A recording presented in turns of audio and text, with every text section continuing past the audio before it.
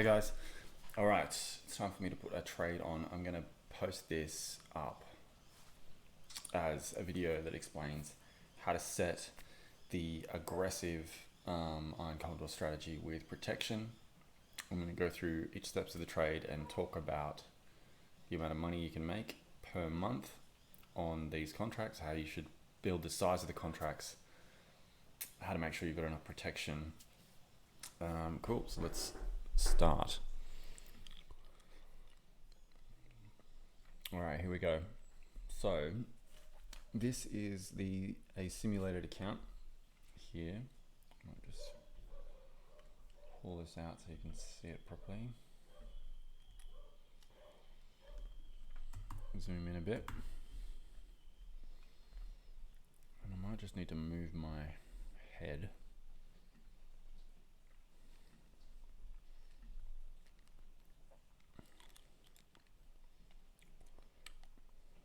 Move my head over so you can see the graph, because that's pretty important.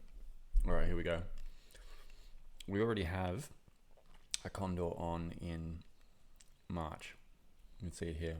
The top, the calls and the puts, bought and sold for a profit graph that looks like this. It's out of whack and it doesn't look normal because this insurance contract is there too. If I filter this down, I'll just filter it so you can just see that. This is what it looks like. I'll look at just the March expiry. This is what it looks like. It looks normal.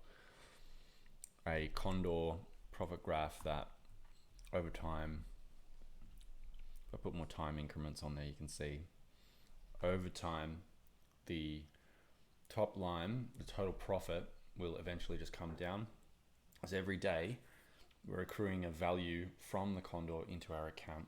The total amount that you're accruing is called the net theta, expressed in dollars. In this case, it's $240 a day, every day, but it stays in between. Now, as soon as the condor gets out of whack, this net theta figure isn't really reliable, but when the condor's when the price is in between, you can get a sense of, in normal circumstances, how much money you're earning on this condor every day. Total amount is the addition of these two here. So it's about $4,200. The total amount to earn. We've already earned $1,260, and there remains $2,940 to be earned out of these positions over time for the next 17 days. So that's how to read that. We're going to put our next one on for April.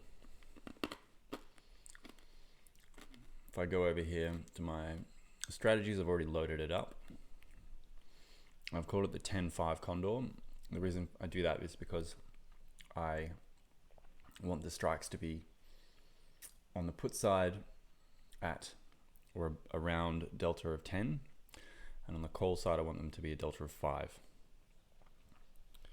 So if I zoom out here, this is what it looks like. Market, this is all Australian market. We can do a US one in another video. Markets here is sitting at 7,020 points.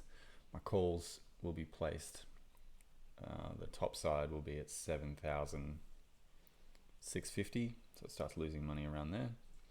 And the bottom side, bottom puts, is at 6,250. Oh, sorry. 6,150, and it starts losing money around the 6,248 mark. Cool.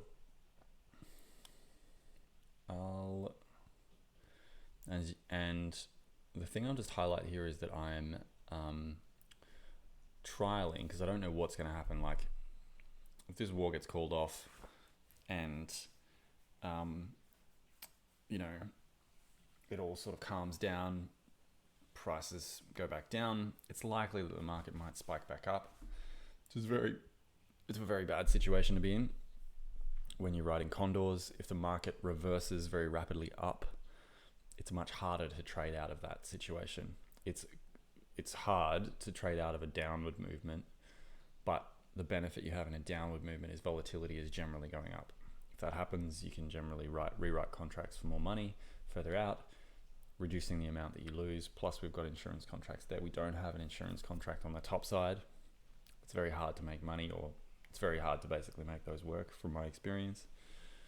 So we're pushing that further out than the top side, which means the premium we collect on the bottom side is less. So currently we'll earn 3,640, and that's as a result of having 40 contracts on the top and 70 contracts on the bottom.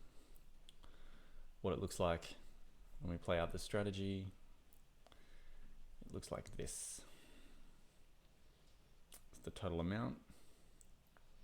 Now the reason why that's lower is because as soon as you click on this strategy, so it's in the chart saying 3,710, here it's saying 3,388. That includes fees and brokerage. Fees and brokerage costs, which in Australia are horrendously high. It's another reason why trading in America is better.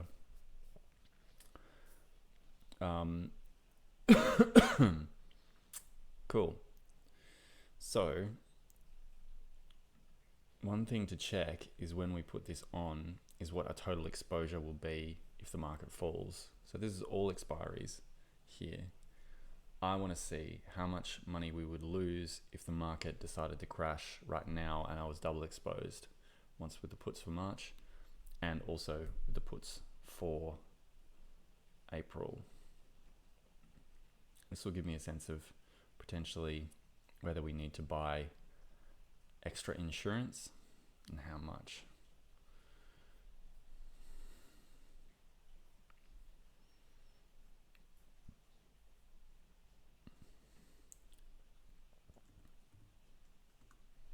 So this assumes a volatility spike of 50% and a market drop of 8%. It might go all the way up to 9. Worst case scenario before I would close it.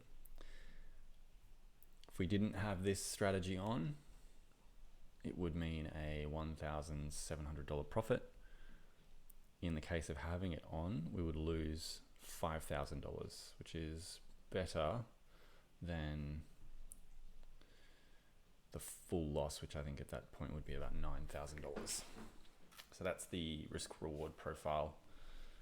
With this insurance contract, it takes it from, less the amount of money that we take as a premium, which is $3,359. The total loss or liquidation would be $5,247,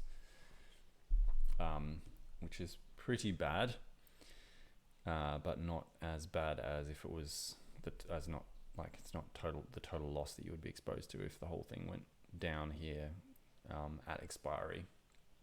It would be 17,000 total loss.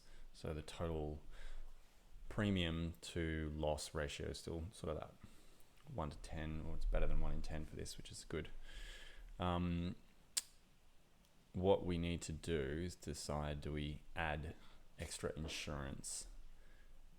Now, writing insurance at a time like this is pretty bad because the volatility is high. So therefore buying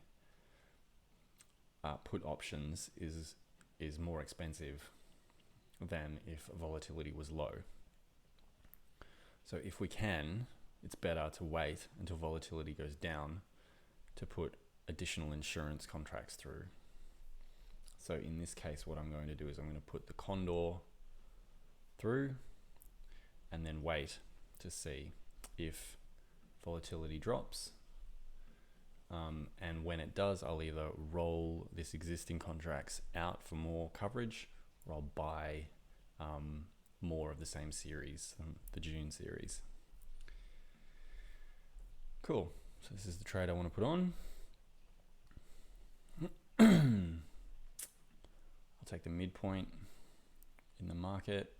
You can see my total brokeraging costs on this is $321. Very, very high. So 10% of the total amount, which is annoying. And then I'll place the order. Usually I'll leave that for a few minutes at the midpoint, and then if I have to make adjustments to the prices, I will. Cool. And that's it, putting an Iron Condor on the 10-5 delta placement for 7 to 5 weeks out from expiry.